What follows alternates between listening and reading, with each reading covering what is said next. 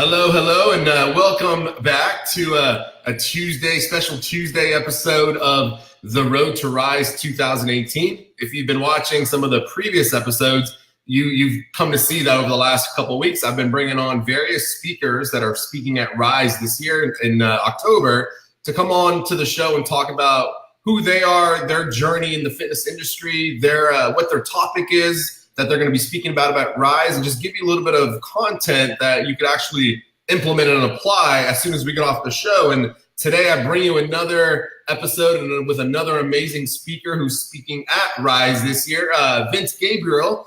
Vince, founder of Gabriele Fitness and Performance. He's an author, he's a speaker. He's just spoke at Perform Better last week or 2 weeks ago. It was July 1st. So. July 1st, man, or 3 weeks ago.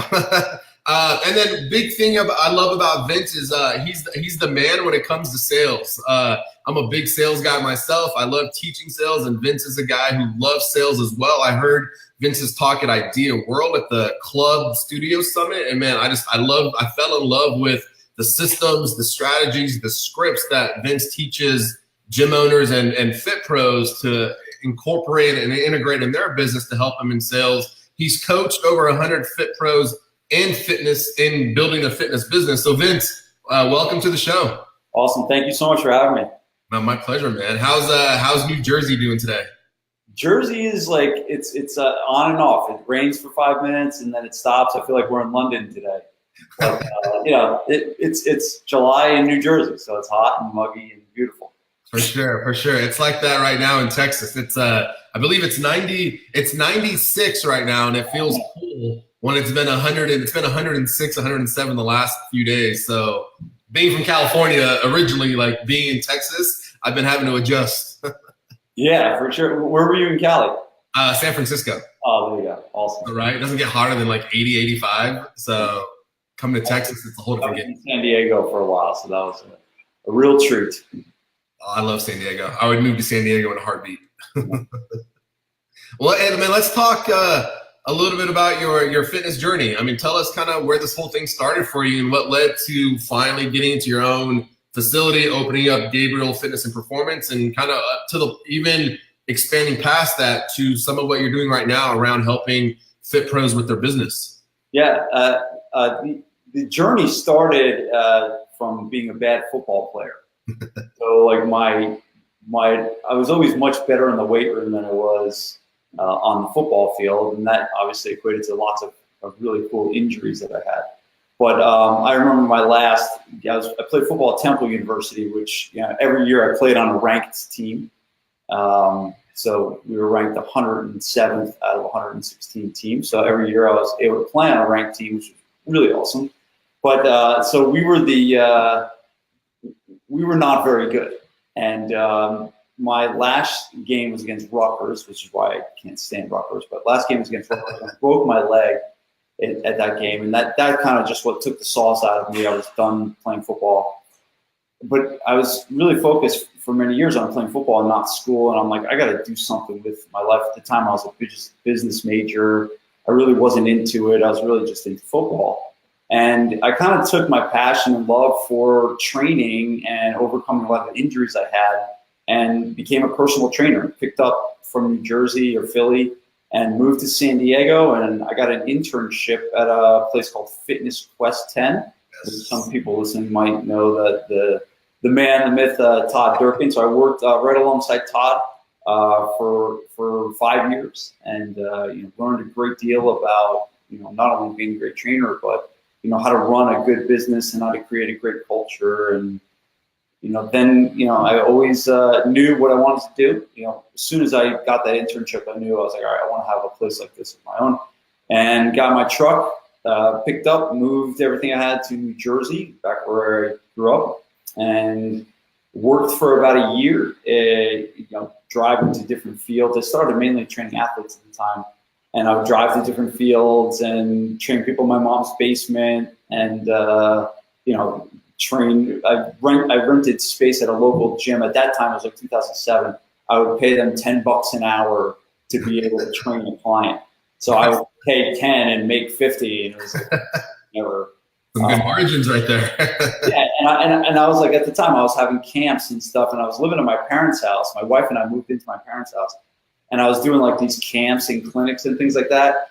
And I didn't want the calls to sign up for the camp to go to my cell phone. So I had the calls go to my house line. And I remember like these moms calling to sign their kids up. It's like, hey, I'd like to sign my kid up for your camp. And I'd be like, oh, okay. And I started asking questions. Then all of a sudden on the other line, I hear, hello. And I'd be like, Mom, I got it. And I was making sure like my mom wasn't interrupting these calls. But that was like kind of the start, very grassroots. Equipment in my truck. Every time I would make a right-hand turn, there would be like, 400 pounds of 45-pound plates that would slap against the back of the truck. And I did that for a long time, and for about a year now. And then I opened my first facility in 2008, and I was in that facility. We started with just me, and then grew to a team of 10 people, and then we just recently expanded about a little over a year ago, into a 10,000 square foot facility, and now we have a team of 15 trainers. And my role has gone from the trainer that did everything else to really just I pretty much make sure the place doesn't burn down, and that's really it. So most of my time is spent now coaching other gym owners how to grow a business like I have now. So that's kind of the journey, I guess. It's been a long one, not without any trials and tribulations and hard times and bad years and bad months and all kinds of hard times. But that's really what makes it, is getting through those times. So it does. How was interning with Todd at Fitness Quest 10? Like, you did that for five years. How was that, man? Like, how did you keep up with Todd? I know we both know Todd very well. So how did you keep up with Todd in those, like, what there were some lessons there. So what were some lessons you took away that when you left and opened up your own place, you implemented in your facility? Yeah, well, the first lesson was when I started at Fitness Quest, I feel like everyone that worked there had like a master's degree and a degree in exercise science. And I didn't. I had a degree in business, and that was it. And I knew nothing other than what I had learned in Men's Health magazine and stuff like that when I showed up. And what I learned from that, I had this unbelievable, I guess the word is like this unbelievable paranoia, or this unbelievable, I forget what I would always call it, but I always looked at that I didn't know anything, and these guys knew so much, and I need to do everything I can to catch up to all these people. And that's what really spurred an unbelievable thirst for knowledge and learning for me. It started with that kind of overcoming the deficit that I had, that I knew nothing. These guys knew everything, and I had to catch up. And it wasn't long after that I just every day, after working 12 hours, would go home and watch 4 hours of Mike Boyle DVDs, that all of a sudden, like, I caught up to everybody, and then I like quickly surpassed everybody. Not everybody, but most of the people there. And that's the first thing I learned I was there, is this incredible thirst to grow and improve. And that's something that has stuck with me through my entire business, that one of our core values here at Gabriele Fitness is constantly improve. And that mindset is the same mindset that everyone that works here has, whether they're a trainer or whether they're a front desk person. It's, we are making our business better. We are making our systems better every day. So that's kind of like the first thing. But the second thing I learned is they were able to do at Fitness Quest, to do a great job of creating a great company culture. It was a cool place to work. You enjoyed, actually, I met my wife at Fitness Quest. We worked together. She was a Pilates instructor and I was a trainer. And actually, so we just had a good tight-knit culture. And I was like I said, I always wanted something like that. And then the clients, it was a very, somewhat laid back and fun atmosphere that people enjoyed. People enjoyed coming there, and people felt better and happier when they went to that gym. And I always knew that, like, I wanted to create an environment like that. I knew it was the X's and O's of training and getting people to lose fat was important. But I think what's more important in retention is do people enjoy coming?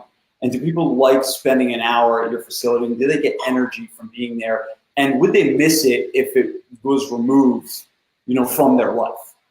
And so that's kind of a big thing that I look at. It's like, would people, if Gabriele Fitness fell off the planet today, would it impact people's lives? And I wholeheartedly believe it would. And that's something I learned, with Todd at Fitness Quest.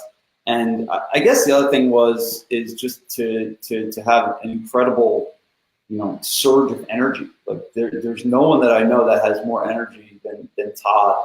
And he works his butt off, and I saw him do that. And I always wonder, he always has these notebooks with him, and like I always wondered like why he had those notebooks.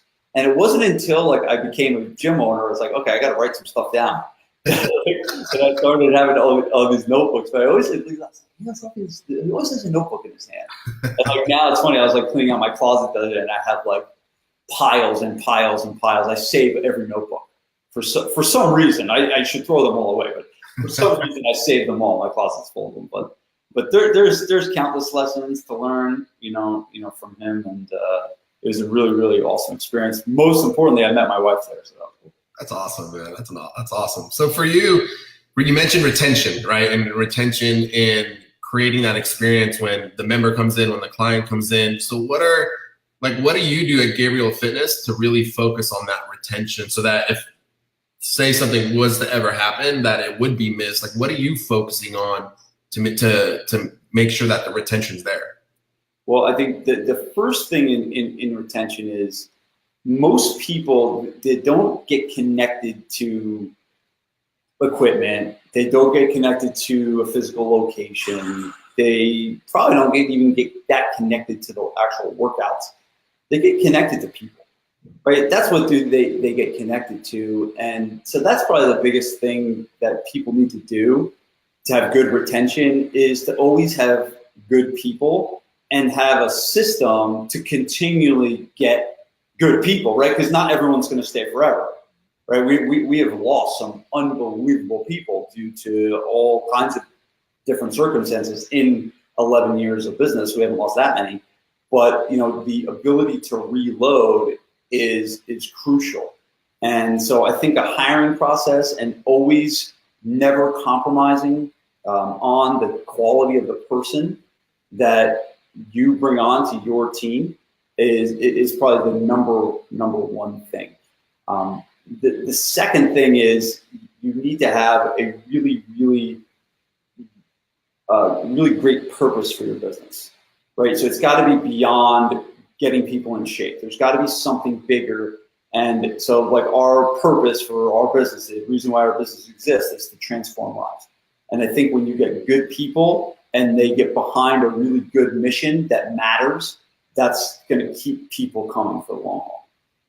So for you, like, what do you do? And I definitely agree with you, finding good people. I think that's where it all starts, finding trainers that are passionate about wanting to fit that mission of transforming lives. And so for you, what do you guys do at your facility to make sure that you are hiring those good people? Like, what is the system in place that you're okay with sharing to find great trainers that fit the mission? Yeah, well, the first thing is know that it's not easy. So a lot of times people think like we have all these great people and that it was easy to find. It's not easy to find. We just don't compromise at all. But I think the test is like, if I could sum the test up of the type of person that we have, it's, do we want to go have a beer with that person? Right? So if you hire a trainer, the type of person that you bring on, would you want to go have a beer? Now, and I'm saying go have a beer, not spend the weekend with them, right? It's like going out and spending an hour. Would you enjoy spending that time? Because that's really what I look at, and I tell my coaches, it's like, okay, you have a client that's driving to the gym, and they got all kinds of stuff going on in their life, and they know they have to work out, and they know you're about to train them. Are they excited about spending an hour with you? And if they're excited about spending an hour with you, that's a good sign that you're on the right path. So I mean, that's in a nutshell, like the simplest way that I could sum up the quality of the person. Are they a likable person that you want to be around? Because a lot of times people look for, they look for skills, right? They look for, what they know. And I don't care. Most of the people I've hired have known nothing, absolutely nothing. and then we've taught them what they need to know, but they're just good quality human beings. They show up on time. They don't have to be told to show up on time. And these are like character qualities that we look for, when we're bringing on our staff. No, man, I agree. I think that's the big thing, even with the staff that I run right now over here in Texas, is really like I would much rather have someone green that I can develop and grow and mold and grow into the trainer that's going to be awesome, versus having to work on those little character traits that, like, why are you late? Why aren't you showing up on time? Like, I'd much rather have the green trainer versus the late trainer. So, man, I definitely agree with you on this. We always tell this story. So I have a guy, Tom. I have a podcast. We call it the Fitness Business University podcast. And my co-host is a guy named Big Tom, who's been with me for. Have you ever met Tom? No. No, he's a monster. He's 6'9", Jeez. but he's been with me 10 years, and in 10 years he's been late one time. And the story was, he borrowed my car, and he lived in Hoboken, which is like a city. So he borrowed my car, and he walked out of his apartment to come to work at like 4:45 in the morning, and my car was gone. So he not only had to call me to tell me that he was going to be late, he also called to tell me that my car got stolen.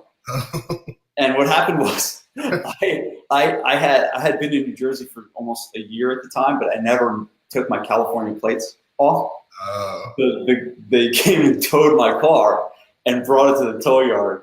So that was but Tom thought he got my car stolen. That was the only time in 10 years that he's been late. I mean, thousands and thousands of sessions, the guy's shown up at 6 a.m. every day and has never been late. And that's like a story we tell to the younger trainers, that it just doesn't happen.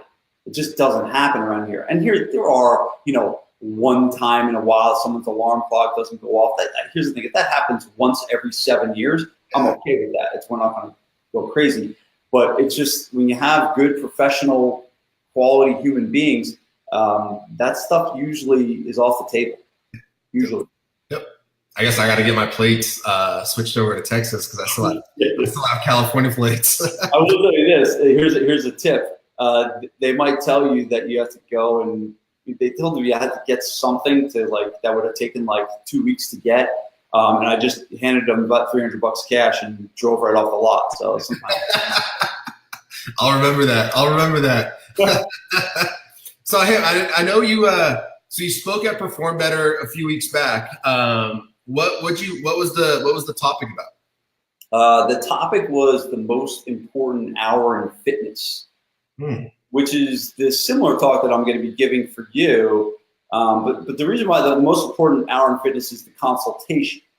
And, the reason why it's the most important is it's the most important for the gym, because if they don't close clients, they're not going to have a business. Exactly. And it's also the most important for the client, because that is the number one potential opportunity for the breakthrough, right? So that is the time where it's okay, you have a client that sits down, they've failed every other place they've been, they failed on every other diet, and now all of a sudden it's you can be that voice of possibility and hope for them, and provide such a good initial hour for them that they can not only say, this is the place for me, but this is the day that I'm going to change my life. And that's kind of the importance and the value that we put on that first session.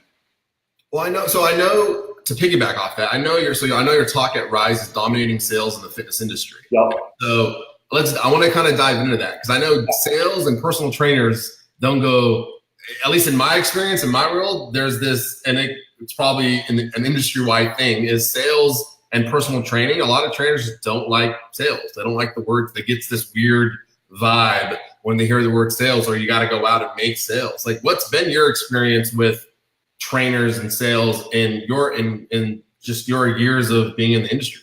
Yeah, I mean, and it's not even just it's trainers, but it's even gym owners.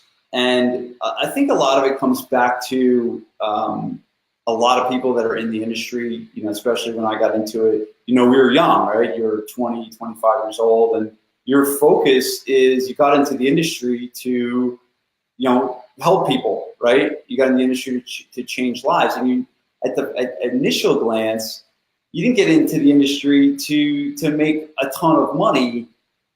So you thought, and like now all of a sudden you got 25-year-olds that are starting gyms and opening gyms, and that mindset never changes.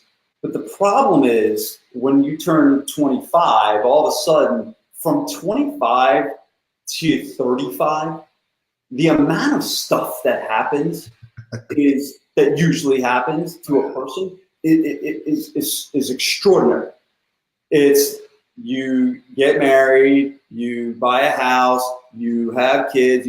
There's this whole track between the ages of 25 and 35 that is usually a normal thing that requires so much more money to live. And so I think like a lot of times people wait to get smashed in the face. They wait to focus on, actually making money is important. Actually learning how to be good at sales is important. Learning marketing is important. And a lot of people wait too late for that to happen. And then they have kids and they have a mortgage and they have all this stuff going on. So I think that it's a big problem in the fitness industry. And that's one of the reasons why when I have gym owners in my masterminds, we hammer home how important the financials are for the business, and marketing and sales happens to be, essential to the success of a business. So I definitely have seen a lot of that. So for you, with the 100 plus fit pros you've worked with, you've coached with, like what's the common like fear or frustration that they experience with their business? Like, what are you seeing? Yeah, I mean, I think the biggest thing, and again, I want to kind of get to what I'm going to talk about. Hold on a second, I just got to plug in my charger. For sure. Sorry. A lot of technical stuff today.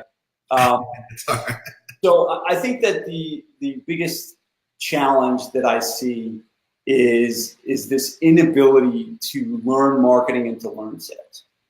So I see a lot of people that want to get done for you stuff, right? I see people that want to get the Facebook ad campaigns and run it for them and have someone do it for them and have someone run their marketing, and they just don't want to think about it. And I think that's one of like the biggest mistakes that someone could ever make, is to not be a student of how to develop a flow of leads to your business. I think that's people have to have an education on that. If anything, they should go back to school and learn just that. They don't have to. Don't go back to school. You can learn so much without going back to school. You can probably learn more and better. But I think that's like the biggest problem I see with gym owners is they never understand marketing. They do marketing, but they don't understand it, and they never know how to fix it when it breaks. They never know how to fix it when it stops. So that's probably the biggest thing. And then the second thing is sales. And one of the big challenges I see with sales, with what people say, is a lot of times when they don't do well at marketing, they falsely are good at sales. And what I mean by that is when you have a really low flow of leads and you get who you're going to get anyway, and everyone comes from a referral from a member, yes, you're going to be good at sales. You're going to close 90% of the people that come through your door because you would have closed them anyway. You wouldn't even have had to sit down with them. They would just showed up and started training. But it gives people this false sense of actually how good they are at sales. And when all of a sudden you start marketing, you start running Facebook ads, you start doing all these things, and you have these multiple avenues to get new members, and you really increase the amount of flow that you have to your business, now all of a sudden you're dealing with some people that are throwing up their hands and maybe saying, this isn't for me, or maybe saying this is too much money, or saying, well, I'm not really sure. And now you have to overcome objections, and now you have to make sure that you're spending money on marketing, that you're actually going to convert those people to actually come in and not just get the leads. So I think this is where we would get into what I'm going to talk about, at Rise. So perfect transition. So yeah. let's get into that a little bit. So I really kind of have narrowed it down to 3 points in what I'm going to talk about at Rise. So the first one is, and I talked at Perform Better about the most important hour in fitness. Well, you can't have that hour if they don't if they don't actually attend the consultation. So, and I think this is a massive area of leakage for gym owners when they're spending money on marketing and they don't do a good job of actually getting the leads to come in. And they kind of put a feather in their cap by getting lots of, say, I got X amount of leads, got lots of leads, but half of them didn't even, or 3/4 of them didn't even come in. So that's the first thing, is how do you actually get the leads to come to your door? Because that's like a massive, massive part of where people are actually losing money. So what I unpack is a bunch of different strategies to help do that. The biggest mistake with actually converting these leads to come in for the consultation is actually who does it. Mm. Because a lot of people will just say, all right, you sit at the front desk now, so that's your job. So now you take the phone calls, and then you respond to the emails, and then you have the most untrained salesperson doing one of the most important jobs in sales. So I think that you got to look at it as that's sales, right? Who answers the phone, who responds to those emails? That's not admin work. That is sales. So, and I'm not saying you can't have an admin do it, but I'm saying there's got to be a process to teach that person of what to say, when to say it. There's got to be tools and scripts and things like that. There's got to be a goal for them, and that's all the stuff that I'll unpack on how to get more of a percentage of people that do raise their hand and say I'm interested to actually sit down in front of you, because that's really where you can make the most impact and make the most money, is when you're sitting in front of a warm body. So now that I'm in there, so I show up to the appointment and, the right person's making the calls and they're sitting in front of the salesperson that's doing the consultation. How do I go about with like talking about the long-term program, right? Like I know with my experience, some of the clubs I ran, most trainers don't feel comfortable or don't know how to sell the long-term program. They'd much rather sell a package of 10 sessions versus a 6-month, 12-month program. Like for you and your experience, like how have you built the confidence in trainers to sell a long-term program? Yeah. So I'm going to ask a dumb question, but have you ever been to In-N-Out Burger? Yes. Of course you have. Of course. So when you walk into In-N-Out Burger, there's no decision fatigue whatsoever. In-N-Out Burger has burgers, fries, and shakes. That's it. There's no chicken. There's no fish. It's simple. It's easy. You walk into a Jersey diner. If you ever come out to Jersey, I'll take you to a diner. You have 211 different versions of an omelet that you can order.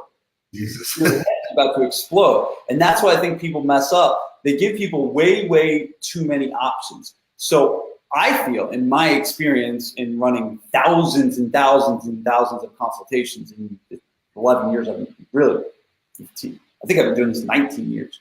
But yeah, it's been a while. But the key is getting them to try you, is a test drive. The key to a long-term membership is selling a short-term membership first. Mm. So, because here's the thing, the average value in our gym is $350 a month. So that's a big ticket. That's probably next to someone's mortgage and car, probably one of their biggest bills for the month. So when I sit down with someone and meet with them for the first time, even if that hour goes great, to slam them over the head with a $4,000 to $6,000 a year bill is hard. It's possible to do it. It's probably not likely, especially if you're going to train other young trainers, to be able to sell for you. So that's why I like to sell a test drive. However you want to do it. We've had best experiences with a 30-day trial, a 7-day trial, 15-day trial. There's all different ways to skin it. But I think the biggest thing is you're saying, okay, come into my home, test everything out, see how you like it, meet our family, meet all of our members, and at the end, we're going to see if this is a fit for you. The sale is the experience. The sale is the whole process. The sale is you sitting down with them, and that, I'll unpack the actual, questions to ask in the consultation and what are the points to hit on. But the sale is taking them through that 30-day period and one, showing them some results, two, showing them that you care about them and you're going to know their name and things like that. And then the final part, the third part, is the long-term contract that you're talking about. That's where now you've earned their trust. So if you can narrow this down, it's like what we're trying to do. We're trying to get people to know, like, and trust, right? So you can get people to know and like you in an hour, but the trust takes some time usually. So know, like, trust, you got 30 days to get them to trust you. And then that's when you can ask for a bigger ticket. And one of the biggest problems that I see in the fitness industry is people not charging enough money, 100%. And when you add a process like this and it delivers this experience, you get so much more elasticity in your prices. You can stretch your prices more because you've earned that trust, and that will increase the amount of money that you get per client. And that's why, like, I hear a lot of these guys that have like 300 members, but they're charging $100 per member. And so they're not really making any money. So that's the thing, is like when you you have a good sales process. At the end of the sales process is a bigger ticket per person, so you actually need less people to make more money. Like I'll be honest with you, we have a pretty significant business, and we don't even have 300 members. We're right below 300 members. What? And you're charging around 300? Yeah, it's like 300, and I think it's 367 a month is average value. So why do you think most gym owners don't charge enough? Is it a scarcity mindset? Is it just is it a value thing? Is it a confidence thing? Like, what's your opinion on that? So do I have time for a story? For sure. All right.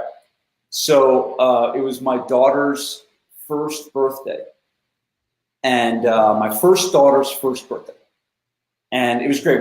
We actually had it at the gym, and so we're having the party, and the party's great. Everything's awesome, and the cake comes out, and I brought the cake out. I went to the fridge and we got the cake, and the cake is magnificent.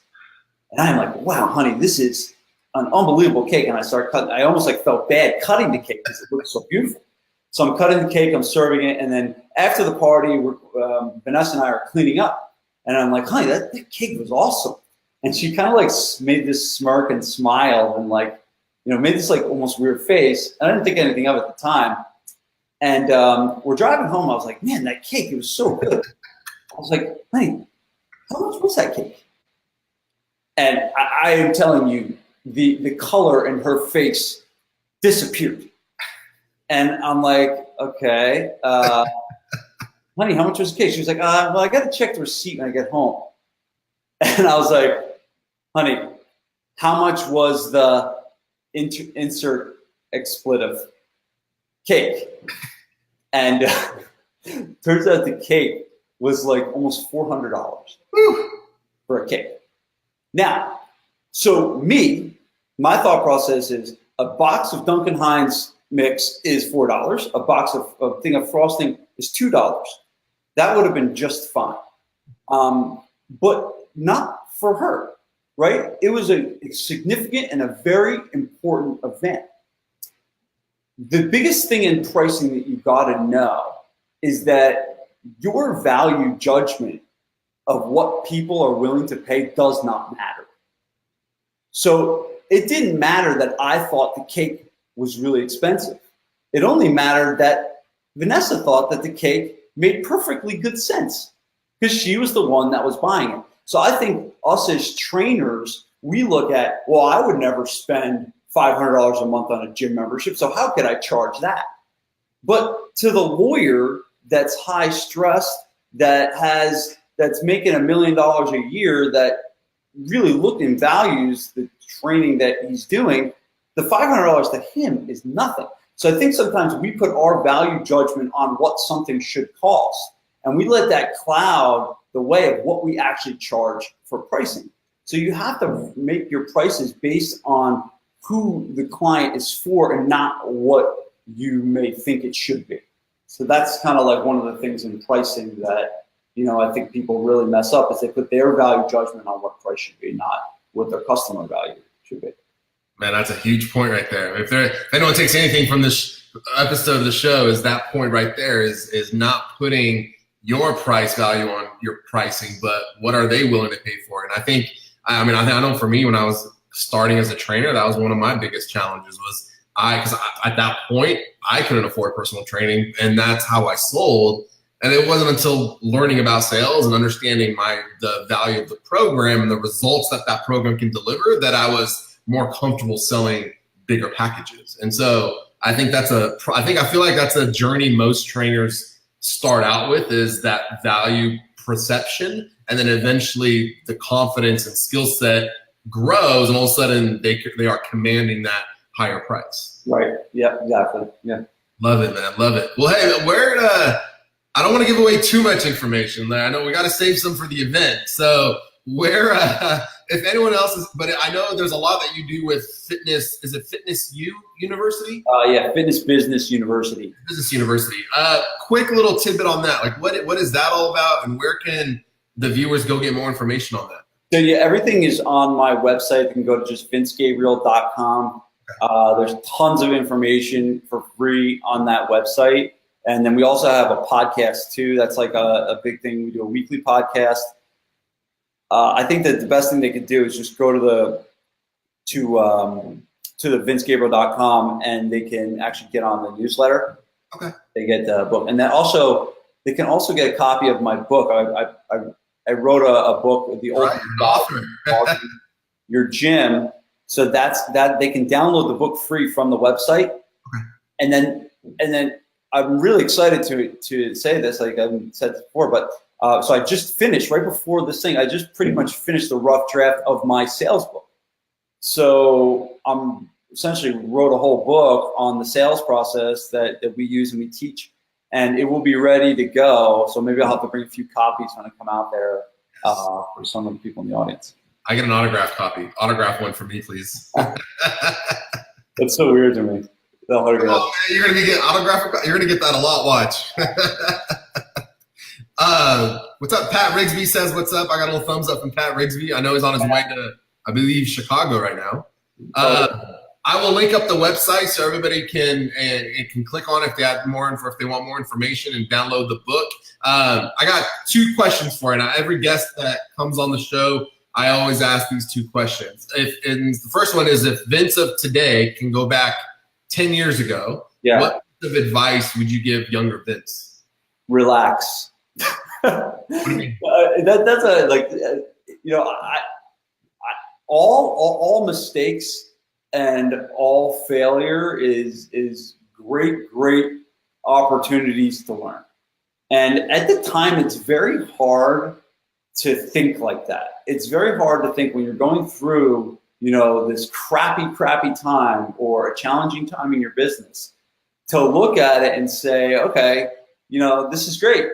I'm learning. I'm growing my, entrepreneurial muscle, and it saves you a lot of stress and challenges and heartache to really look at all the things that happen as they're not bad. They're just they're learning experiences. So that's what, I would tell myself is all right, you're going through a period of learning a good lesson that you're going to use to not only help yourself, but to help others someday. And that's pretty much what I would tell myself. So relax. It's just a learning lesson. I love it. That's a great point. Final question, your rise up moment. And so for you, what was Vince's rise up moment? That kind of was it a certain situation? Was it hitting send on an email, or that first sales transaction? For you, what was Vince's rise up moment? In life or in business or just anything? Anything. Yeah. So this is an easy one for me. Just about a year ago, my dad had a stroke, and it was a really bad one. And so even today, my dad, he can't walk, he can't talk, can't really understand. And that was like a period in my life where I had to step up and take the reins of my family.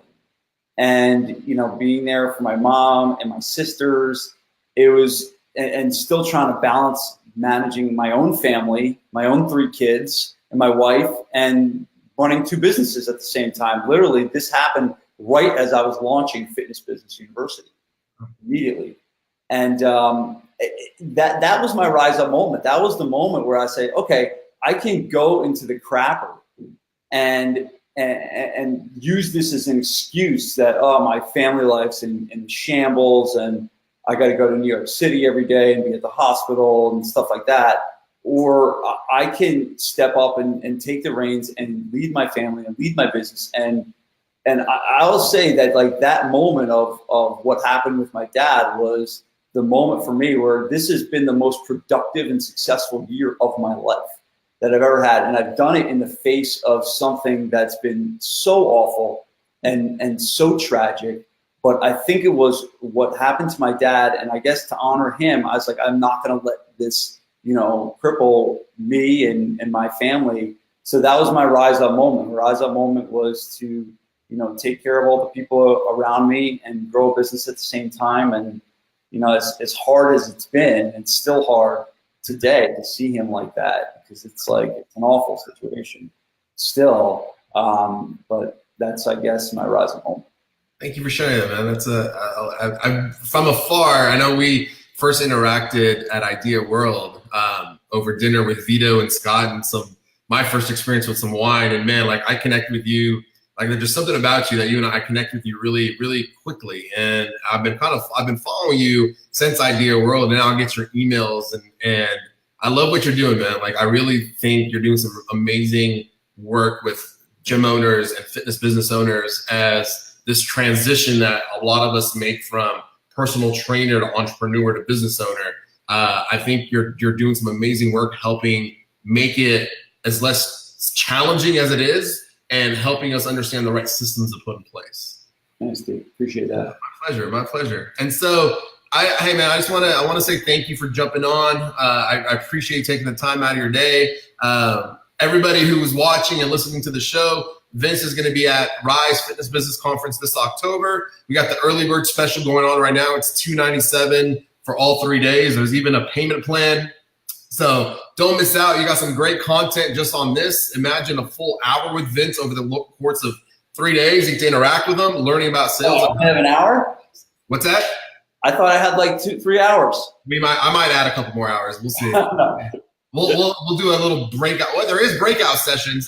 There are breakout sessions this year too. So you might get a couple hours. But hey, if you're watching, if you're a gym owner, studio owner, personal trainer, and you want to learn how to dominate sales and understand the systems and scripts, head to attendrise.com, register today. Vince, I look forward to seeing you in October. I look forward to seeing your emails here in the next 2 hours. Probably I'm going to get one. Kidding. But we'll be in touch. I'll see y'all next week. Thanks, guys. Thanks.